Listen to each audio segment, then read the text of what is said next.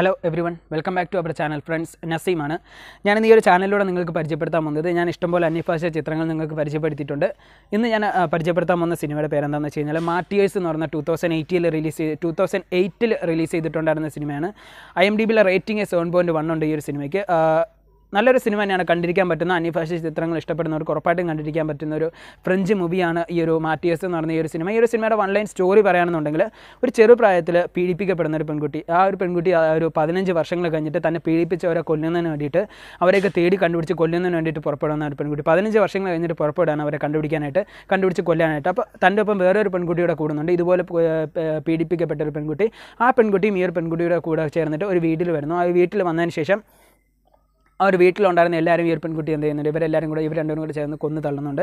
അങ്ങനെ കൊന്ന് തള്ളുന്ന സമയത്ത് അതിനോടൊപ്പം തന്നെ വേറെ വലിയ രീതിയിൽ അവർ പ്രതീക്ഷിക്കാത്ത രീതിയിലുള്ള ഒരുപാട് പ്രശ്നങ്ങൾ അവർ നേരിടേണ്ടി വരുന്നുണ്ട്. അവർ വിചാരിക്കുന്നതിലും അധികമായിട്ട് അവർ ഇതുവരെ നേരിട്ടിട്ടില്ലാത്ത രീതിയിലുള്ള ഒരുപാട് പ്രശ്നങ്ങൾ അവർ നേരിടേണ്ടി വരുന്നുണ്ട്. സോ ഈ ഒരു പ്രശ്നങ്ങൾ അവർ എങ്ങനെയാണ് മറികടക്കുന്നത് എന്നുള്ളതാണ് ഈ ഒരു സിനിമയിൽ കാണിക്കുന്നത്. അതിനോടൊപ്പം തന്നെ പ്രേക്ഷകർക്ക് മുൻപിൽ ഈ ഒരു പ്രശ്നങ്ങൾ അവർ മറികടക്കും എന്നുള്ളൊരു ചിന്ത വരുന്നുണ്ട്. ഈ ഒരു പ്രശ്നങ്ങൾ അവർ മറികടക്കില്ല എന്നുള്ളൊരു ചിന്ത വരുന്നുണ്ട്. ഈ ഒരു പ്രശ്നങ്ങൾ അവർ ഒരിക്കലും കടക്കില്ല എന്നുള്ളൊരു ചിന്ത വരുന്നുണ്ട്. ഈ ഒരു പ്രശ്നങ്ങൾ അവർ ഉറപ്പായിട്ട് മറികടക്കും എന്നുള്ളൊരു ചിന്ത വരുന്നുണ്ട്. അങ്ങനെയുള്ള ഒരുപാട് ചിന്തകളും ചോദ്യങ്ങളും നമ്മുടെ ഉള്ളിലേക്ക് കൊണ്ടുവരാനായിട്ട് ഈ ഒരു സിനിമയ്ക്ക് കഴിഞ്ഞിട്ടുണ്ടെന്നുള്ളതാണ് മെയിനായിട്ട് ഈ ഒരു സിനിമയെ പറ്റിയിട്ട് എടുത്ത് പറയേണ്ട ഒരു കാര്യം. ആൻഡ് അതിനോടൊപ്പം തന്നെ പറയാനുള്ള ഒരു കാര്യം, ഇത് ഒരു ടൈം വാച്ചബിൾ ആയിട്ടുള്ളൊരു സിനിമയാണ്, ഉറപ്പായിട്ടും കണ്ടിരിക്കാവുന്ന ഒരു ബെസ്റ്റ് ഒരു മൂവി തന്നെയാണ്. അതിനോടൊപ്പം തന്നെ പറയാനുള്ള ഈ ഒരു സിനിമയുടെ പോസിറ്റീവ് വശം എന്താണെന്ന് വെച്ച് കഴിഞ്ഞാൽ നമ്മൾ ഈ ഒരു സിനിമ ഒട്ടും ബോറടിപ്പിക്കില്ല എന്നുള്ളത് തന്നെയാണ് ഇതിൻ്റെ ഒരു പോസിറ്റീവായിട്ടുള്ളൊരു വശം. ഇതിൻ്റെ ഒരു നെഗറ്റീവ് വശം എന്ന് പറയുന്നത് എടുത്ത് പറയാൻ പറ്റുന്ന ഒരു കാര്യം, മൊത്തത്തിൽ ഈ ഒരു സിനിമയിൽ മൊത്തത്തിലൊരു ചോരക്കളി തന്നെയാണ്. ചോരക്കളി എന്ന് പറഞ്ഞാൽ മൊത്തത്തിലൊരു ചോരക്കളി തന്നെയാണ്, ഫുള്ളായിട്ടുള്ളൊരു ഹൊറർ മൂവി തന്നെയാണ്. ചോരക്കളികൾ ഇഷ്ടമില്ലാത്തൊരു ആൾക്കാരാണെന്നുണ്ടെങ്കിൽ ഈ ഒരു സിനിമ ഉറപ്പായിട്ടും അവർക്ക് ഇഷ്ടപ്പെടില്ല എന്നുള്ളതാണ് മെയിനായിട്ട് എടുത്ത് പറയേണ്ട ഒരു കാര്യം. അല്ലാത്ത രീതിയിൽ ഈ ഒരു സിനിമയ്ക്ക് വേറെ ഒരു കുറവായിട്ടൊന്നും എനിക്ക് തോന്നിയിട്ടില്ല.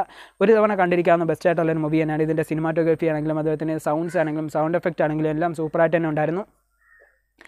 ഈ ഒരു സിനിമ കണ്ടവരാണെന്നുണ്ടെങ്കിൽ കമൻറ്റിൽ ലീവ് ചെയ്യുക നിങ്ങളുടെ ഒപ്പീനിയൻ എങ്ങനെയാണെന്നുള്ളത്. കാണാത്തവരാണെന്നുണ്ടെങ്കിൽ ഒരു തവണ ഈ ഒരു സിനിമ കണ്ടിട്ട് കമൻറ്റിൽ ലീവ് ചെയ്യുക നിങ്ങളുടെ ഒപ്പീനിയൻ. ഞാൻ ഈ ഒരു സിനിമ ഡൗൺലോഡ് ചെയ്യാനായിട്ട് എൻ്റെ ടെലഗ്രാം ലിങ്ക് ഈ ഒരു യൂട്യൂബിൽ അടിയിൽ ഡിസ്ക്രിപ്ഷനായിട്ട് ഞാൻ കൊടുക്കുന്നതായിരിക്കും. അതിൽ കയറി കഴിഞ്ഞാൽ എൻ്റെ ആ ഒരു ടെലഗ്രാം ചാനലിൽ കയറി കഴിഞ്ഞാൽ നിങ്ങൾക്ക് ആ ഒരു സിനിമ ഡൗൺലോഡ് ചെയ്യാവുന്നതാണ്. ഓക്കെ, നാളെ മറ്റൊരു വീഡിയോയിൽ വരുന്നതായിരിക്കും. Until then bye Naseem signing off. You love you all, take care. Channel എല്ലാവരും സബ്സ്ക്രൈബ് ചെയ്യുക.